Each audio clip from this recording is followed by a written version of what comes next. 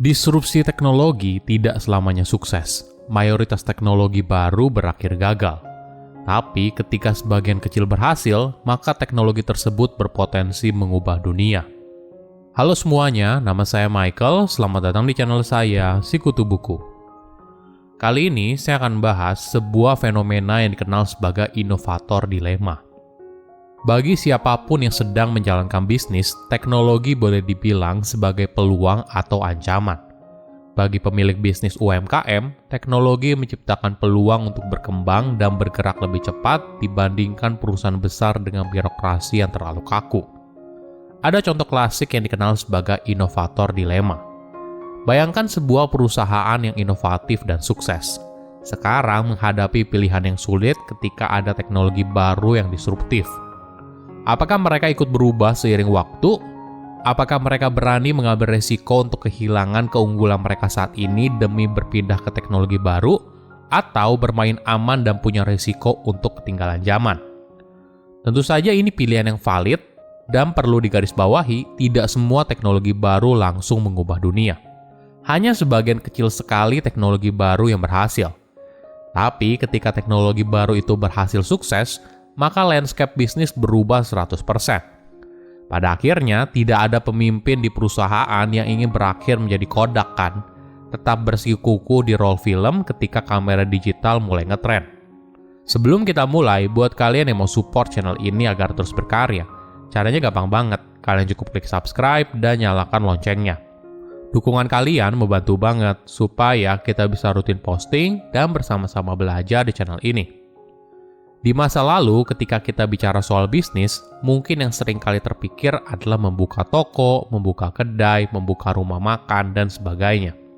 Tapi di era sekarang, peluang bisnis justru ada di teknologi.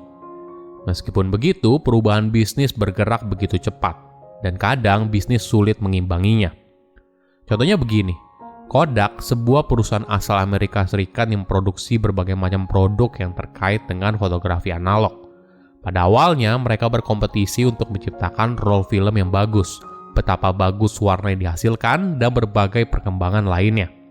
Tapi, ketika teknologi fotografi digital muncul, ada dilema besar, dan mereka harus memutuskan apakah mereka bersedia mengubah apa yang mereka lakukan saat ini dan bertransformasi menjadi perusahaan yang berkaitan dengan fotografi digital atau tidak.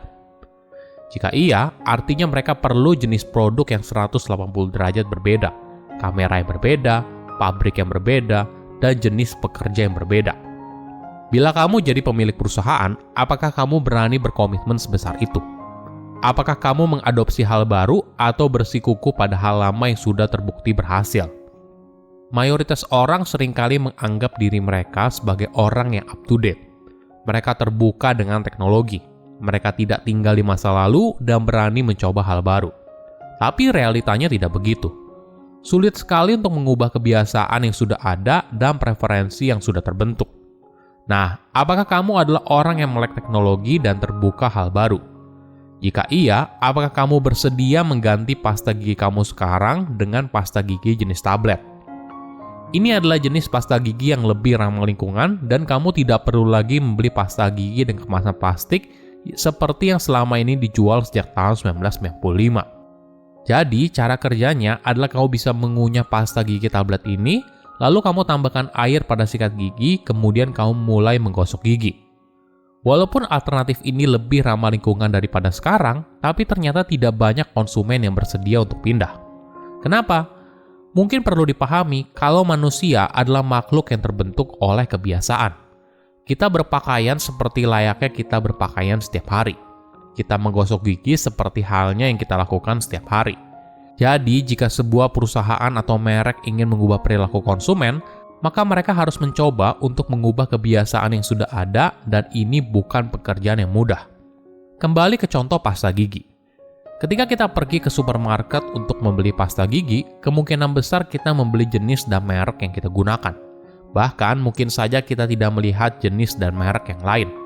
Alasannya sederhana, karena barang itu bukan merupakan bagian dari rutinitas belanja harian. Sebelum kamu mencoba untuk merubah kebiasaan konsumen, coba jawab 3 pertanyaan ini dulu. Apakah produk kamu lebih baik? Apakah konsumen dapat menggunakannya lebih mudah? Dan yang terakhir, apakah produkmu lebih murah? Sebuah produk harus bisa mengubah cara kita berperilaku dengan lebih positif, sehingga kita merasa sepadan apabila kita mengubah kebiasaan dan rutinitas. Di sisi lain, jika kamu merupakan perusahaan besar yang sudah ada, ketika kompetitor datang dengan teknologi baru, pertanyaan besarnya seperti ini. Apakah kamu ingin masuk ke teknologi tersebut? Misalnya, perusahaan yang produksi pasta gigi konvensional. Apakah ini merupakan langkah yang tepat apabila sekarang kamu mulai berinvestasi pada produk pasta gigi tablet? Jadi, si perusahaan besar mengalami inventor dilema. Mereka harus memilih satu dari dua pilihan. Apakah tetap menjalankan bisnis seperti biasa di mana sudah terbukti berhasil, atau mencoba berinvestasi pada teknologi baru yang sangat tidak pasti? Tapi ada kemungkinan kecil jika teknologi itu sukses, maka akan mengubah pasar secara signifikan. Banyak pemimpin di perusahaan besar kesulitan membuat keputusan ini. Alasannya karena mereka takut salah. Mayoritas disrupsi teknologi berakhir gagal dan ini merupakan keputusan yang tepat untuk tidak masuk ke sana. Namun jika mereka salah, ini adalah kondisi yang fatal. Mereka bisa dicatat dalam sejarah sebagai perusahaan yang lamban dan tidak bersedia untuk berubah.